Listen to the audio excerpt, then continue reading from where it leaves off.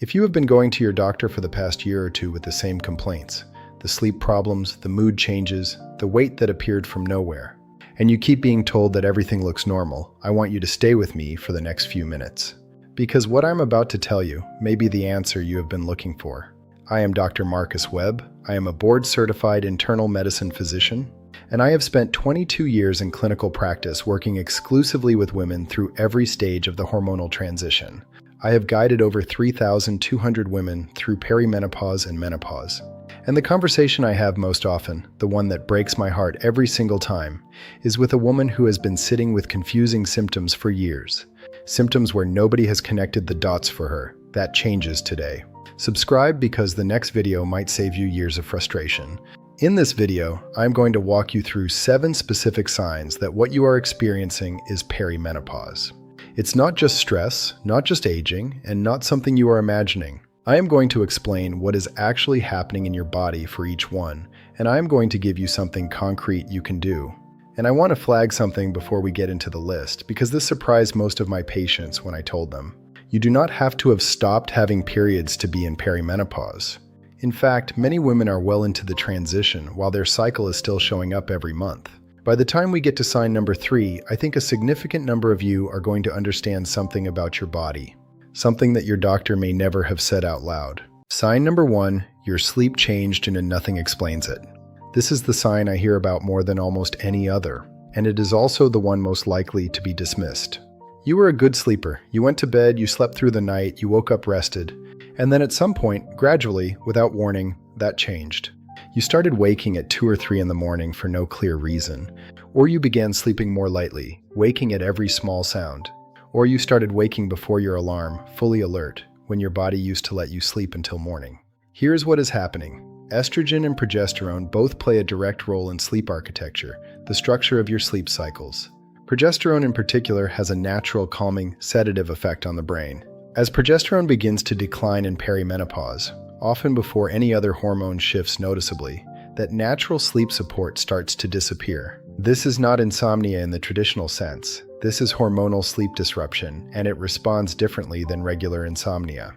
What the research shows is that sleep disturbance is one of the earliest and most consistent markers of the perimenopausal transition, often appearing 2 to 3 years before a woman notices any change in her cycle. What you can do. At your next appointment, tell your doctor specifically that your sleep pattern changed without a clear lifestyle trigger and ask whether a hormonal panel is appropriate. Do not accept try sleep hygiene as a complete answer if this is new and unexplained. You deserve a fuller conversation. Now here is where it gets really interesting, because the next sign is one that most women blame entirely on life circumstances, when the biology tells a different story. Sign number 2, your mood shifted in a way that feels unfamiliar. You have always known yourself, you know your emotional baseline, and something has shifted, not dramatically, not in a way that is easy to explain to someone else, but you feel it. Maybe it is an irritability that comes faster and with less cause than it used to. Maybe it is a low-level anxiety that sits just below the surface. Maybe it is tearfulness that catches you off guard, or a flatness, a reduction in the things that used to light you up. I want to be very clear about what this is and what it is not. This is not weakness. This is not a mental health failure. And in many cases, this is not clinical depression, though it can look similar and should always be evaluated properly.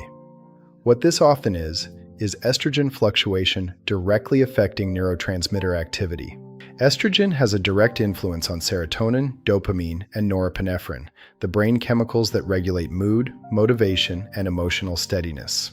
When estrogen levels begin to fluctuate unpredictably, as they do in perimenopause, those neurotransmitter systems are affected. Studies show that women are significantly more likely to experience depressive symptoms during the perimenopausal transition than at any other point in adult life, and the hormonal mechanism is a primary driver. What you can do. If your mood has shifted and it feels unfamiliar and new, bring it to your doctor and specifically ask whether a hormonal evaluation is appropriate alongside any mental health assessment. These two things are not mutually exclusive, and a good clinician will look at both. This next one surprises most of my patients because it challenges something women have been told to watch for. Sign number 3, your periods changed, but they did not stop.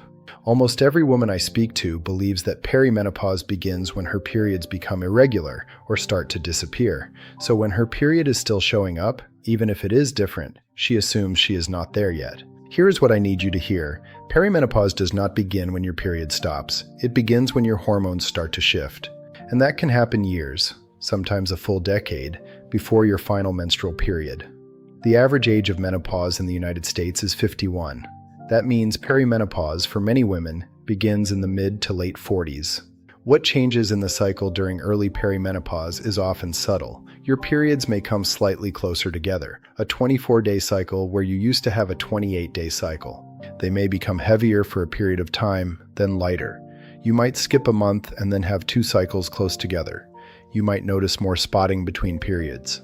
These are not random. They are the hormonal fluctuations of a transition that is already underway. What you can do, start tracking your cycle now if you are not already. An app or a simple written log. Note the length of your cycle, the heaviness of flow, and any new patterns.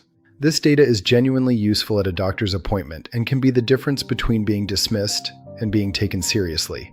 Pay close attention to this one. It is the point I feel most strongly about, and it is the one most doctors do not bring up early enough. Subscribe because the next video might save you years of frustration. Sign number 4. Your brain is not working the way it used to. You walk into a room and cannot remember why you went in. You are in the middle of a sentence and the word you need disappears. You read the same paragraph 3 times and it does not land. You feel at times like there is a fog between you and your own thinking. This is what my patients call menopause brain fog, and it is real, it is documented, and it is, for most women, a temporary and manageable feature of the hormonal transition, not the beginning of cognitive decline. Here is the biology. Estrogen plays a direct neuroprotective role in the brain. It supports the production of acetylcholine, a neurotransmitter critical for memory and learning. It also supports blood flow to the prefrontal cortex, the region responsible for focus, word retrieval, and executive function. When estrogen begins to fluctuate in perimenopause, these functions are affected. Research published in peer-reviewed journals on women's cognitive health has confirmed that measurable changes in processing speed and verbal memory can occur during the perimenopausal transition, and that for most women, these changes stabilize after the transition is complete. What you can do. Prioritize sleep, because sleep deprivation amplifies hormonal brain fog significantly, and bring this symptom to your doctor specifically. Do not accept it is just stress as the full answer. Ask whether your hormonal status has been considered. This is the part that most women tell me they wish they had known sooner, because it changes how they approach their own bodies. Sign number 5. Your body composition changed without a lifestyle change. You are eating the same way you have eaten for years. Your activity level has not dramatically changed, and yet there is a softness around your middle that was not there before, or muscle tone that seems harder to maintain, or a number on the scale that keeps moving in a direction you cannot explain. This is not a willpower problem. This is not a discipline failure. This is a metabolic shift driven by hormonal change, and it begins in perimenopause, not after menopause, as most women are told. Here is what is happening. Estrogen plays a direct role in how your body distributes fat. When estrogen is high and stable, fat tends to be distributed peripherally, hips and thighs.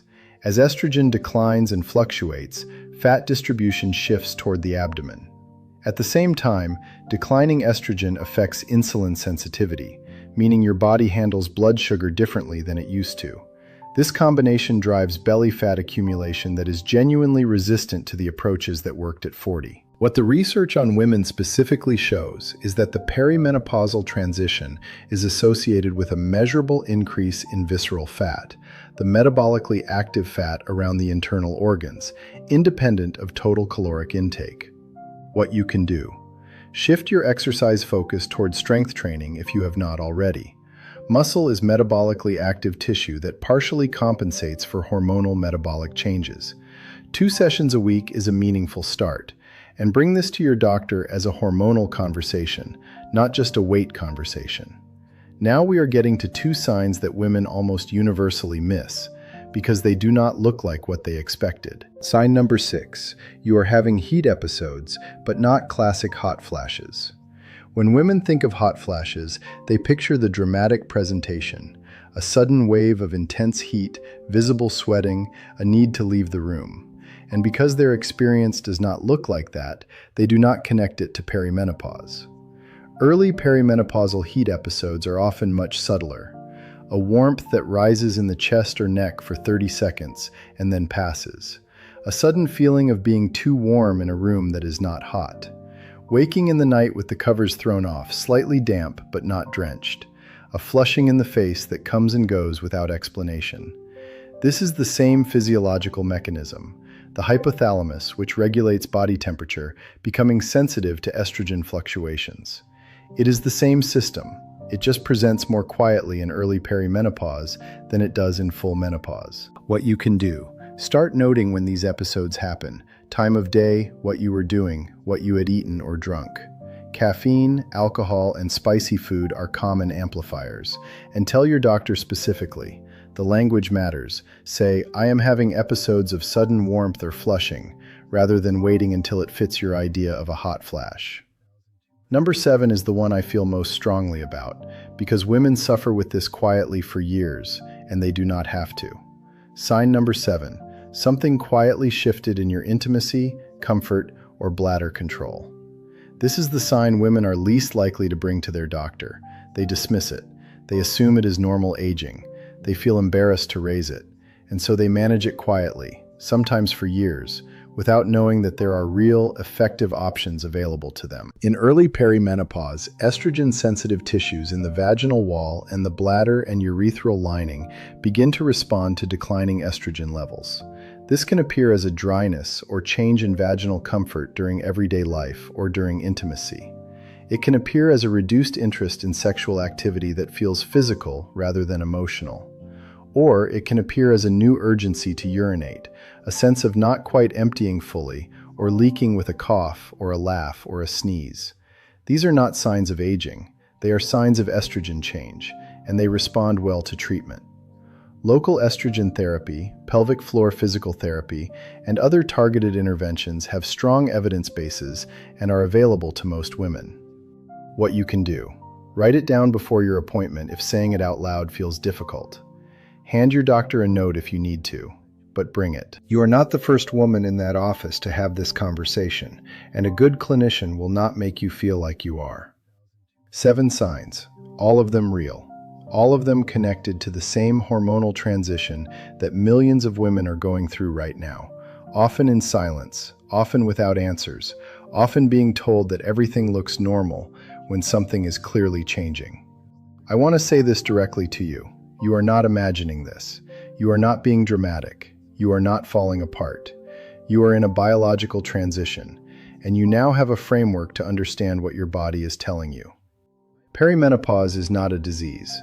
It is not a decline. It is a transition. And the women who navigate it best are the ones who go into it with information, who know what to name, what to ask, and what options exist. You now have that. Every sign we covered today is something you can bring to your doctor as a specific, informed question. You are not walking in confused anymore. You are walking in with a list. Your health is worth this attention, and you are not powerless here. If this video gave you something today, a name for what you have been feeling, a question to take to your next appointment, or simply the relief of knowing you are not imagining it, I would love for you to subscribe. I post every week for women who want real, honest answers about their health after 55.